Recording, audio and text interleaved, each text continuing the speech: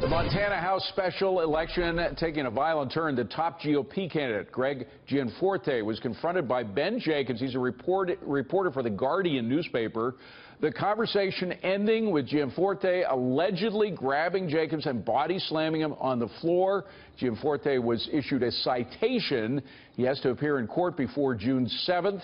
This as voters are currently heading to the polls. Here now is Shelby Holliday from the Wall Street Journal. In fact, 70% of the votes are already in Shelby, so it may not have a huge effect on the election. But pulling back and looking at the incident, a lot of people said, well, gee, Greg looked so calm before. It's surprising.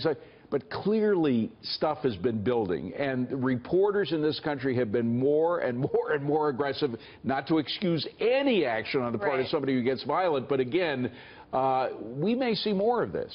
Well, there's a lot of news to cover, so reporters are out and about trying to get their stories, and what really happened last night, it's like falling on your face at the very end of a 100-yard dash. The elections today, I think you saying he snapped might be a good way to put it, but he does this the night before an election. The big question is, will it matter? But in general, what happened was this guy walked in, he asked a question about the Congressional Budget Office's score for the health care bill. It was big news yesterday. Lots of people wanted to know about it. And Greg Gianforte didn't really want to answer. Now, he just didn't respond. He didn't respectfully decline to answer. The thing is, he body slammed the reporter. If you're running for politics, you have to expect being confronted by very aggressive journalists these days. I mean, she was in the middle of setting up with an interview with Alicia Acuna, who works for Fox News. Fox News reporter, right in the middle of that, sort of thinking about that. And meanwhile, this guy sticks a mic or a little cell phone in front of his face and keeps shoving it in despite his attempts to move it away. And he snapped. But you have to be prepared for that if you're running for office. You have to be prepared, and I also think you bring up a good point because there's so much national and global attention on these small local races right now. That is because a lot of people are wondering whether or not President Donald Trump will tip the balance in what should be red districts, comfortably red districts. So there's a lot of attention to see whether or not the pendulum is swinging, whether or not Democrats are gaining ground.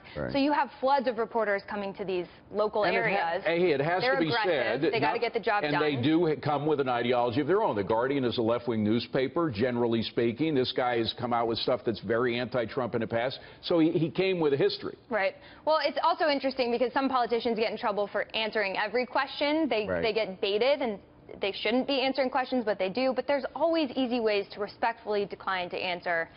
And that's not what happened last night. And it should be so easy, but you never know what happens behind the scenes on these campaigns, the amount of stress these candidates are under. I'm surprised with all these cell phones, by the way. They got to get the story. All we had was a recording. We didn't have a video of the whole thing, but maybe one will show up. Shelby Holliday. But you have 4 eyewitnesses, so it's not looking great for Greg, including a Fox News reporter. Thank you very much, Melissa.